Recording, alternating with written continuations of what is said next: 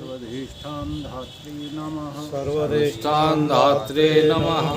ओम जगदाधार ओम जगदाधार सर्वधिष्ठान धात्रे नमः। सर्वधिष्ठान धात्रे नमः। ओम जगदाधार ओम जगदाधार सर्वधिष्ठान धात्रे नमः। सर्वधिष्ठान धात्रे नमः। सच्चिदानंद भगवान की जय। सत्य सनातन धर्म की जय। सतगुरुदेव भगवान की जय। योग वशिष्ठ ग्रंथ 10वां सर्ग हो चुका था। 11वां सर्ग प्रारंभ। श्री राम जी बोले कि हे मुनीश्वर, मेरा चित्त काम क्रोध लोभ मोह तृष्णा आदिक दुख से जर्जरीभूत हो गया है और महापुरुषों के गुण जो वैराग्य विचार धैर्य और संतोष हैं उनकी ओर नहीं जाता, सर्वदा विषय की गरज में उड़ता है। और राम जी जैसे महापुरुष भी इस अज्ञानता को स्वीकार कर रहे हैं, परंतु कलयुगी लोग ये स्वीकार नहीं करते। इसलिए कभी जीवन में इस पथ पर आगे नहीं बढ़ सकते। क्या कह रहे हैं राम जी? राम जी ये कह रहे हैं कि मेरा चित्त जो है इन विकारों से जर्जरीभूत हो चुका है। इस कारण से न विवेक बन रहा है, न वैराग बन रहा है, न विचार बन रहा है। जैसे मोर का पंख पवन में नहीं ठहरता, वैसे ही ये चित्त सर्वदा भटका फिरता है पर कोई लाभ नहीं होता। जैसे श्वान द्वार द्वार भटकता फिरता है, वैसे ये चित्त पदार्थों के पाने के निमित्त भटकता फिरता है। इस हकीकत को स्वीकार करो। नहीं कर रहे, बल्कि जो है बेईमान बने हो। अच्छा, जहाँ भटक रहा है वहीं लग जाते हो।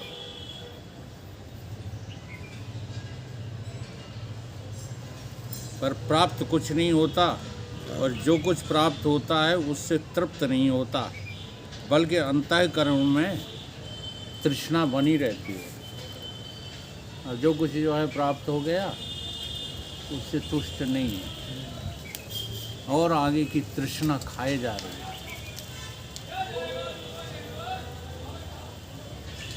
जो कुछ प्राप्त हुआ अभी तक उससे जो है तुष्टि आ गई, संतुष्टि आ गई क्या? नहीं आई।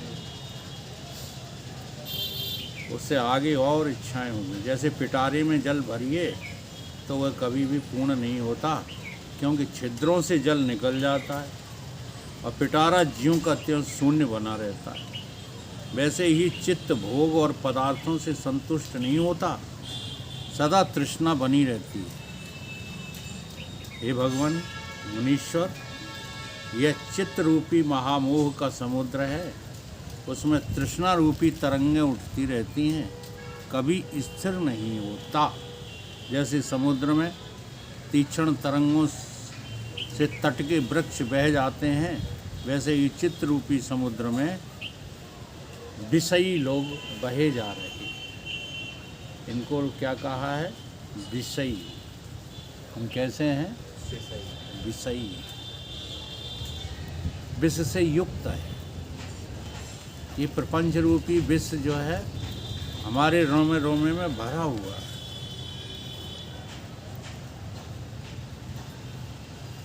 वासना रूपी तरंग के वेग से मेरा अचल स्वभाव चलायमान हो गया है, इसलिए इस चित्त से मैं महादीन हुआ हूँ। जैसे जाल में पड़ा हुआ पक्षी दीन हो जाता है, वैसे ही चित्त रूपी धीवर के वासना रूपी जाल में बंधा हुआ मैं बहुत दीन हो गया हूँ। जैसे मृग के समूह से भूली मृगी अकेली खेदवान होती है, वैसे ही मैं आत्मपद से भूला बहुत खेदवान हूँ। मेरे समान कोई दुखी नहीं है, ये किसी को नहीं लगता। हम दुखी हैं कि सुखी हैं?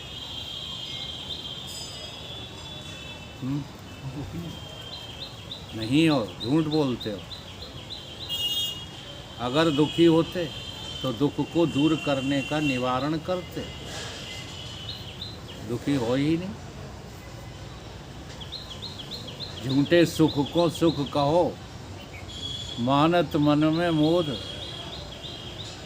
वो जगत चबे न काल का है परवाह, कुछ मुख में कुछ गोद। अच्छा, आप ईमानदारी से बता, आपको लगता है कि सवेरे हम नहीं रहेंगे? नहीं लगता। नहीं लगता ही नहीं, फिर काहे के दुखी है? जो सवेरे उठे, चाय पी, दुकान को चल दिए, काहे के दुखी हो? क्या वकील साहब को ढूंढने निकलते हो? हैं? क्या स्वामी परमानंद जी के पीछे पड़ते हो? तो दुखी काहेगे? बल्कि सच पूछो तो ये सोचते रहते, अच्छा आज बंद है सत्संग, चलो फुर्सत मिली।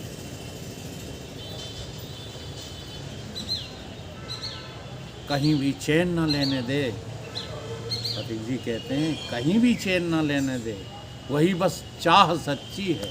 फिक्र हरदम रहे उसकी, यही परवाह सच्ची है। उसी को हम असर समझें, कसर बिल्कुल न रह जाए। और विरह के लिए तड़पते रहो, वही बस आग सच्ची है। अब ये तड़प नहीं आ रही तो गुरु की हमें अभी ज़रूरत नहीं है। अच्छा, क्या लगता है जब ये सुनाया जाता है तो क्या लगता है? कह लेने दो, है ना, मन मारे बैठे रहो, है? करेंगे तो हम वही जो हमें भाएगा।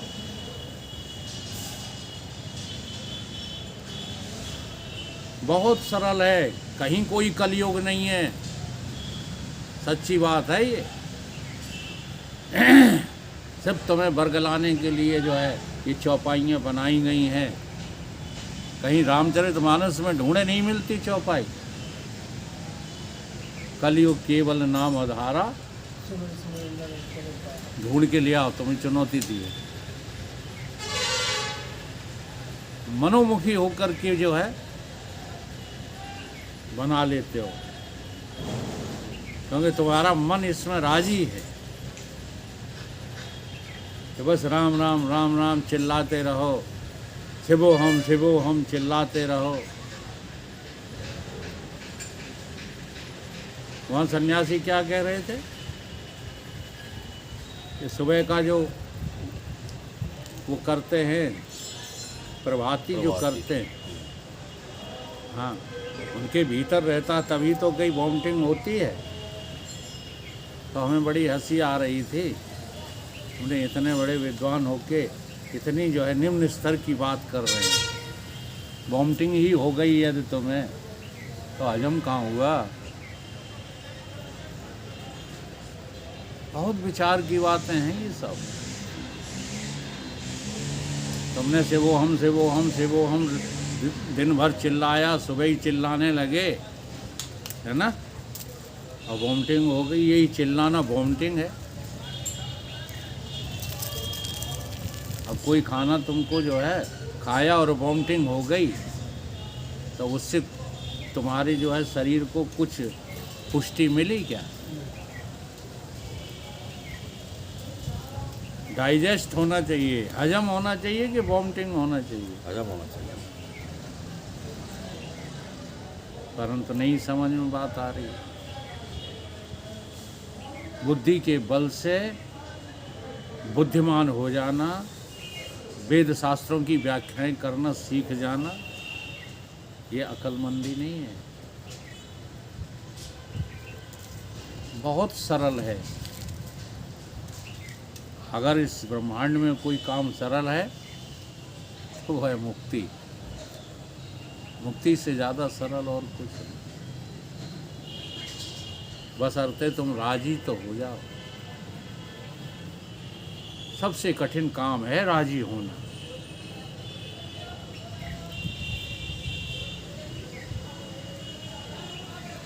हम राजी ही नहीं हो पाते।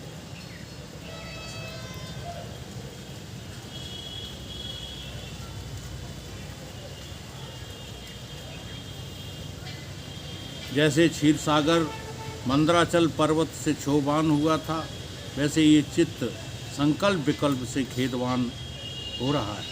जैसे पिंजरे में आया सिंह पिंजरे में ही फिरता है, वैसे ही वासना में आया चित्त स्थिर नहीं होता। हे मुनीश्वर, जैसे भारी पवन से सूखा तृण दूर से दूर जा पड़ता है, वैसे ही इस चित्त रूपी पवन ने मुझको आत्मानंद से दूर फेंक दिया। आत्मानंद की अनुभूति नहीं होने देता।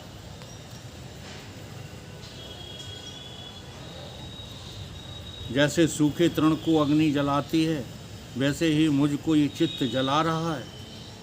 ये सच्चाई स्वीकार कर रहे हैं राम जी, तो हमको यही सच्चाई स्वीकार नहीं है।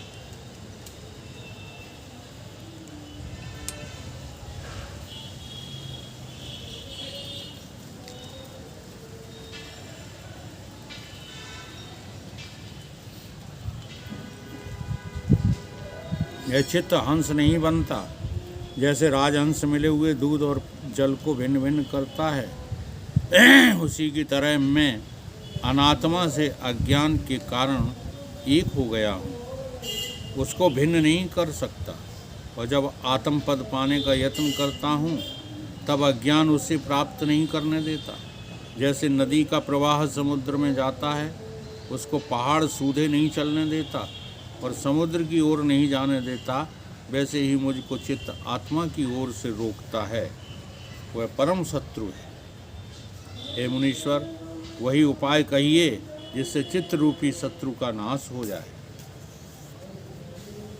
भगवान ने गीता में भी यही बात कही कि हे अर्जुन, कि संसार में कोई किसी का दुश्मन नहीं है और कोई किसी का मित्र नहीं है, कोई किसी का शत्रु नहीं है, कोई किसी का मित्र नहीं है। तुम खुद ही अपने जो है शत्रु हो, तुम खुद ही अपने मित्र हो। जब तुम्हारे चित्त में तृष्णा और वासनाएं भरी हैं, संसार की आवश्यकता महसूस होती है, तब तुम अपने दुश्मन हो। और जब संसार से वैराग हो जाता है चित्त में, बाहर नहीं, कपड़े उतार के फेंक देना नहीं, नंगे होकर के घूमने लगना नहीं, दूसरों को ये दिखाना कि हम सत्संगी हैं नहीं। तुम्हारे चित्त में जब वैराग की उपलब्धि हो जाती है, क्या है वो वैराग कौन सा है?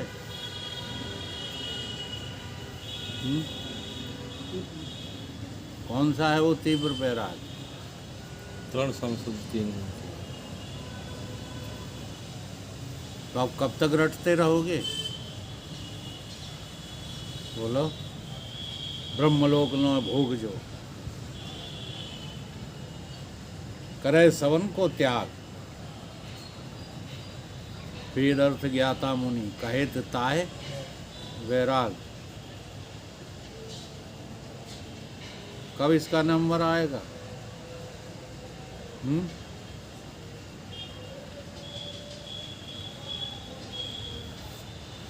बताओ।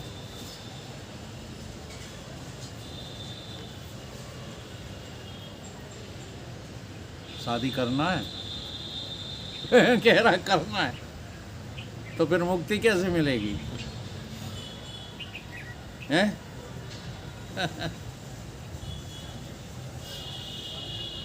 देखो, शादी न करने के लाभ बताएं। शादी नहीं करो तो आधा वैराग हो जाता है, ठीक है। पूर्ण वैरागी तब भी नहीं होते हो, क्योंकि नहीं करी, आए पछताए रहे। ये शादी वो लड्डू हैं जिनको खाने वाला भी पछताता है और ना खाने वाला भी पछताता है। लेकिन सदगुरु की संगत मिल जाए और बात समझ में आ जाए तो शादी करना या न करना कोई मायने नहीं रखता। शादी जो होगी वो देह की होगी। तुम्हारी शादी तो ब्रह्म ज्ञान है। तुम्हारा विवाह जब होगा तब दो नहीं रह जाएंगे, दूल्हा दुल्हन नहीं रह जाएंगे, बल्कि दूल्हा दुल्हन का सर्वनाश हो जाएगा। एक ही सत्ता शेष रह जाएगी। जैसा कल मैंने प्रवचनों में समझाया था, इस जीव को जब ब्रह्मत्व प्राप्त हो जाता है तो न जीव रहता है, न ईश्वर रहता है, न माया रहती है, कुछ नहीं रहता। एक चेतन सत्ता शेष रह जाती है। फिर करोगे शादी, फिर काई की शादी? ये बड़ी अलबेली शादी है। ये बाहरी शादी में तो हमेशा दो बने रहते हैं और फिर उनके जो है बिछुड़ने का खतरा बना रहता है, क्योंकि एक ना एक तो जाएगा पहले, तो फिर अकेले रह जाओगे।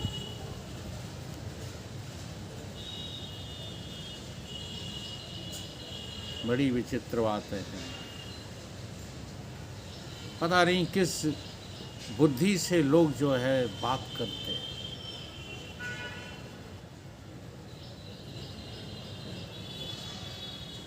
ये संसार का खाना पीना, चलना फिरना, बैठना उठना, इसी को सत्य समझते हैं। खाना कहाँ मिलेगा?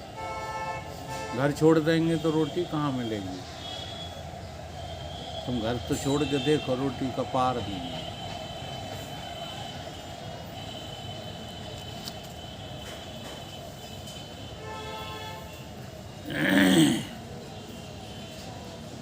समझ रहे हो कुछ मैं क्या समझा रहा हूँ? है? अगर तुम्हें शादी अपने लिए करना है तो तुम 7 जन्म में भी मुक्ति को प्राप्त नहीं हो सकते। ठीक है? और माँ बाप की इच्छा पूरी करने के लिए शादी करना है, संतान उत्पन्न हो जाए, हमारी जनरेशन चल जाए, इसके लिए शादी करना है तो क्षम है। शादी करना भी पुण्य है। सोच लो मन क्या कह रहा है। भोग के लिए शादी करना है या योग के लिए शादी करना है?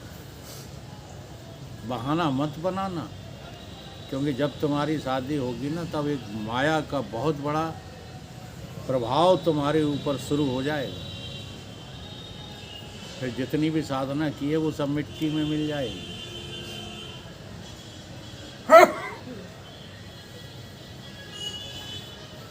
समर्थन चाहे कोई कर देगा, शादी करना कोई गुनाह नहीं है। वो तो हमारे गुरुदेव ने हमको भी जो है कहा था, लेकिन हमने अनुभव प्राप्त किया है। गुरु की उस बात पर तो हम खुश हो गए थे और हमने जो है हठपूर्वक वैराग्य नहीं लिया, लेकिन ज़िंदगी खराब हो गई। ज़िंदगी नहीं बनती उससे, क्योंकि यदि बोध हो गया होता तो फिर कुछ नहीं बिगड़ने वाला। बोध हुआ नहीं, गुरु जी का शरीर बना रहा तब तक नहीं बोध हुआ, होता ही नहीं है लोगों को। कम से कम गुरु जी के सामने तो बहुत लोग, स्वामी जी है, युग पुरुष जी को नहीं हुआ। गुरु जी जब चले गए तब मेहनत की। गुरु का ज्ञान तो काम आता है, गुरु के वचन तो काम आते हैं, गुरु की समझाइश काम आती है, लेकिन बोध होना अलग बात है। बोध होने के बाद कोई दूसरी वस्तु मेरी आंखों के सामने है ही नहीं। अब कौन शादी करे, किससे शादी करे, कौन परिवार चलाए। इसलिए ज्ञानी सब कुछ करते हुए भी कभी कुछ नहीं करता है, और अज्ञानी कुछ ना करते हुए सब कुछ करता ही रहता है। ये फर्क है ज्ञान और अज्ञान का।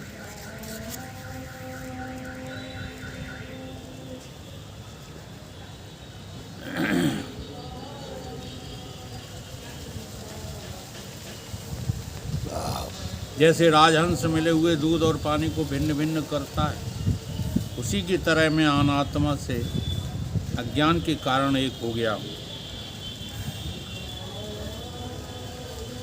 उसको भिन्न नहीं कर सकता। और जब आत्मपद पाने का यत्न करता हूँ तब अज्ञान उसे प्राप्त नहीं करने देता। जैसे नदी का प्रवाह समुद्र में जाता है और उसको पहाड़ सूधे नहीं चलने देता और समुद्र की ओर नहीं जाने देता, वैसे ही मुझको चित्त आत्मा की ओर से रोकता है। वह परम शत्रु है। हे मुनीश्वर, वही उपाय कहिए जिससे चित्त रूपी शत्रु का नाश हो। जैसे मृतक शरीर को श्वान खाते हैं, वैसे ही तृष्णा मुझे खा रही है। राम जी इतने पीड़ित हैं इस संसार से, वो इसको दुखालय देख रहे हैं। आम आदमी इसको सुखालय देखता है। बैरागी वही होता है जो संसार को दुखालय देख लेता है।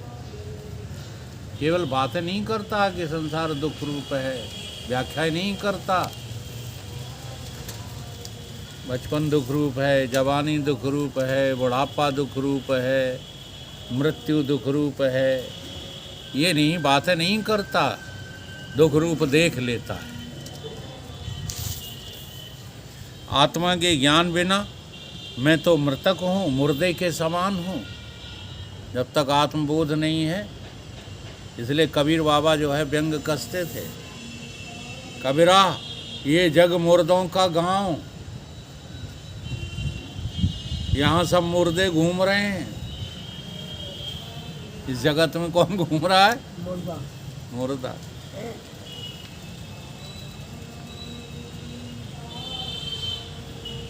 कोई इसमें जीवित नहीं है, सब मुर्दे हैं।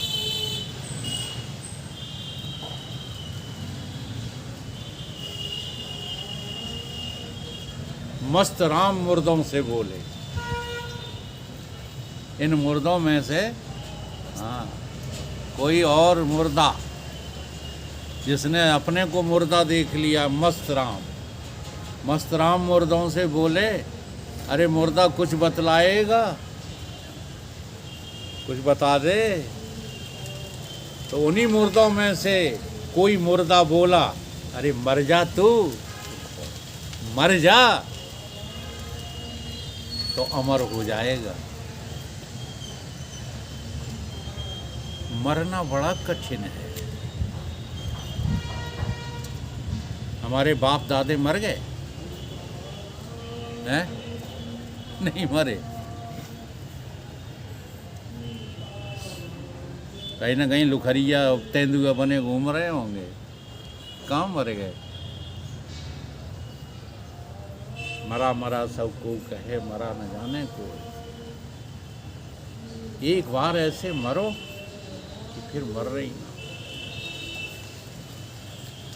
ये योग वशिष्ठ जो है चित्रण किया गया जब इसका, तब इसमें जो है प्रारंभ में कह दिया गया था, ध्यान हो आपको। आगे भी आ सकता है फिर प्रसंग ये कि ये सुनाया वशिष्ठ जी ने और 1 घंटे की छुट्टी दे दी, खा पी आओ और फिर बैठ जाओ। ऐसा हमारा मन हो जाना चाहिए सत्संग के प्रति, तब तो काम बन सकता है। अगर ऐसा नहीं हो पा रहा है तो तुम अपने प्रति शत्रु हो। You are yours enemy. आपका कोई और शत्रु नहीं है, आप खुद अपने शत्रु हो। अगर ऐसा नहीं हो रहा है तो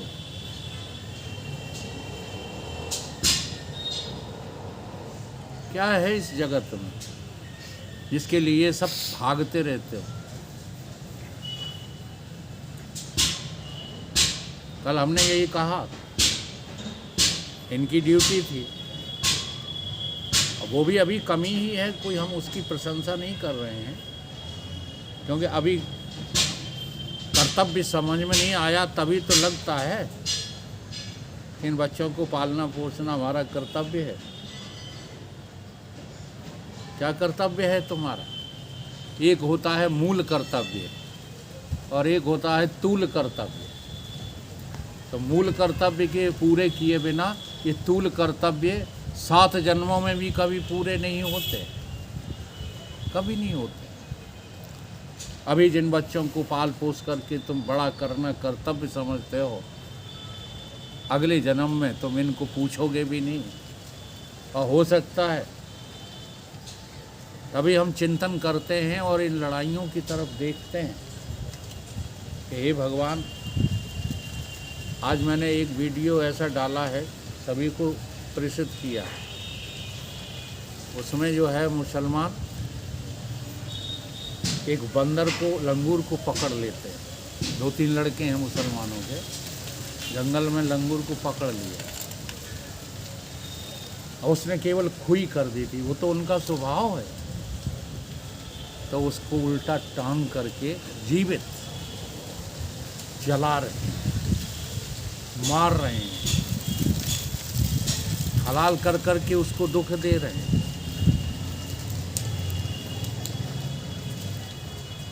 तो वहाँ हमारा विचार शुरू हो गया कि हे प्रभु, अगर ये आत्मबोध ना हुआ होता, या जिनको है नहीं, बहुत सरल नहीं है, नहीं तुम समझ बैठो कि हमें तो हो गया। बिल्कुल गलत बात है।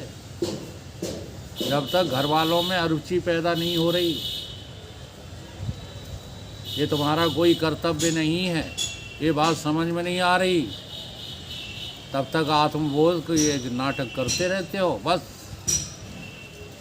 बड़े बड़े विद्वान नाटक कर रहे हैं इसी तरह का। वो समझते हैं हमको आत्मबोध हो गया है। अच्छा, आत्मबोध हो गया है तो फिर सज्जनों से पैसा क्यों मांगते हो? है कोई जवाब? आत्मबोध हो गया है तो भागवत के बदले पैसे क्यों अगोटते रहते हो? ये अभी अभी एक भागवत पढ़ने आए थे, बड़े बड़े बुद्धिमान थे। कहाँ पर पढ़ी उन्होंने? लावन की। तो हमने बस पूछ दिया, हमने पैसा लेते हैं कि नहीं? तो पैसा तो लेते हैं, हमने 2 कौड़ी के नहीं है वो विद्वान। आज धर्म का हिरास क्यों हुआ है? इसलिए तो हुआ है। धर्म के बदले पैसा, क्या जरूरत क्या है?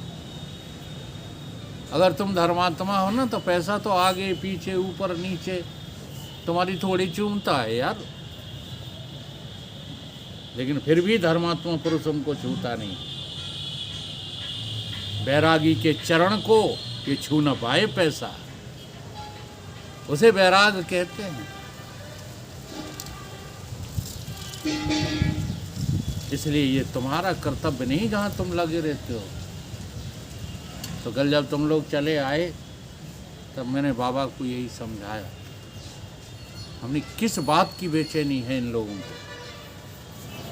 तुम तो कहते हो कि नहीं वो ज़्यादा विद्वान है, वो गण सिंह उनसे ज़्यादा विद्वान है, जगदीश उनसे